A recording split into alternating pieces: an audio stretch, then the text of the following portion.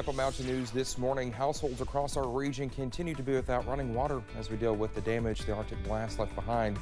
And plumbers give some advice to people who are still dealing with frozen pipes and might face the same issue as we head deeper into the winter season. Dedicated to Eastern and Southern Kentucky, this is WYMT Mountain News This Morning. Good morning to you. It's Thursday. I'm Dakota Makris. Just one more day till it's Friday. It's almost 5 o'clock here. Let's head over to Brandon for a look at our forecast this morning. And Brandon, I was finally able to get my car washed yesterday. Oh, good. I know. Good. It was crazy busy. The line was out to the street, but hey, I wasn't complaining. Listen, I may just let Mother Nature wash mine off. No, I cannot stand when people say that because that's not how a car gets washed. But I'm not going to say anything. It knocks some of the salt off. That's all I need. Whatever. Listen, I may try to get mine done today or tomorrow. We'll see how it works out. All right, let's get into that forecast this morning. Another calm and fairly calm day here across the mountains. I almost used the Q word, and I was like, nope, I'm not going to do that today.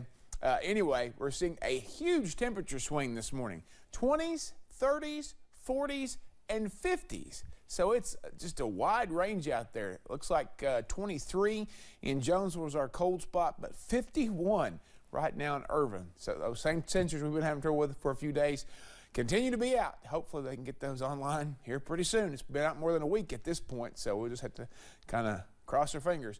Coffee forecast today, a little extra to max where we need it. All depends on where you are. But again, it's one of those days where you're kind of getting ready for the holiday, and it's just one of those days you're just kind of struggling to get going, I guess.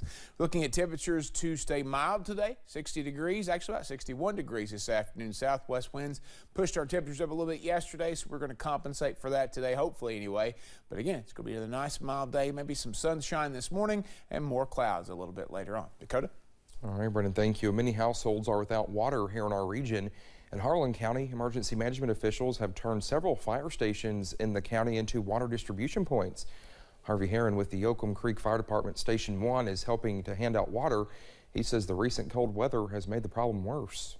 We've had some bad weather, the cold weather, and that's took a big toll on it. That's one thing's happened, but every now and then you have these problems. Harlan County Judge Executive Dan Mosley says the areas currently most impacted are Clover Fork, Path Fork, and Putney. Clay County is also on the growing list of counties in the mountains dealing with water issues following the recent cold snap.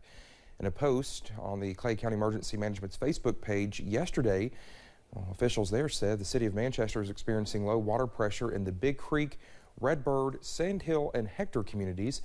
Other areas in the southern part of the county are also reporting pressure issues. They are asking everyone to conserve water. As many homeowners are dealing with busted water pipes, well, they're left with questions about their insurance coverage.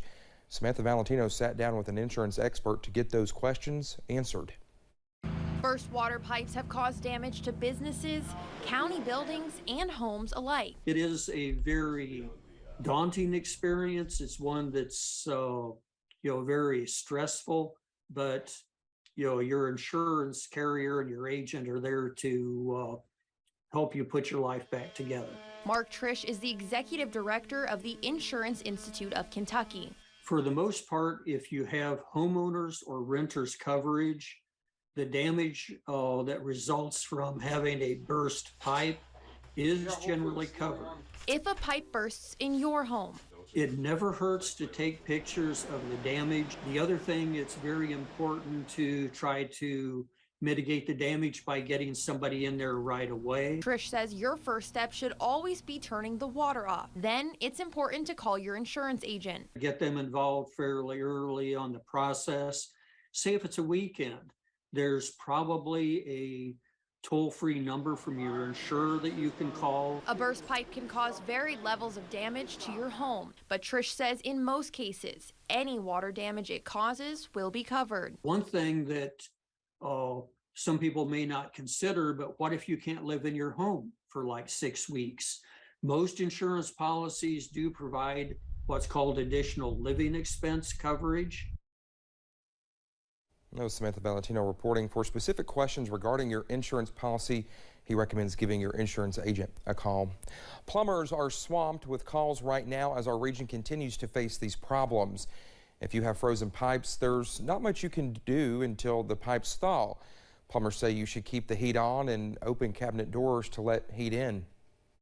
If people keep their houses extra warm during these kind of situations and don't close off part of the house and keep doors open and cabinets open, most likely you will not have a problem.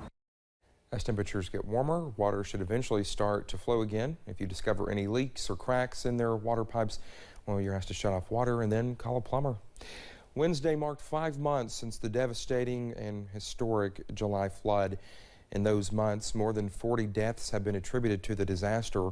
Since July 28th, we've covered stories of survivors, helpers, and neighbors that came together to rebuild. A tragic day in eastern Kentucky with at least 8 people killed in historic flash flooding. Damage spread across our region, from Breathitt County to the Big Sandy.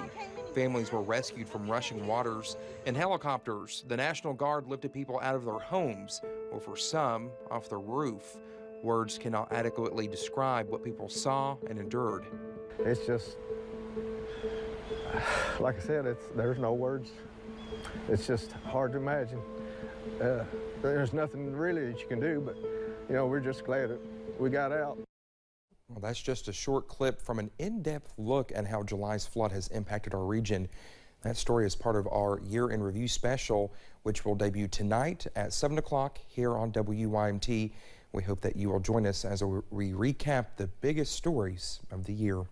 Thank you so much for getting your Thursday morning started with us here on Mountain News this morning.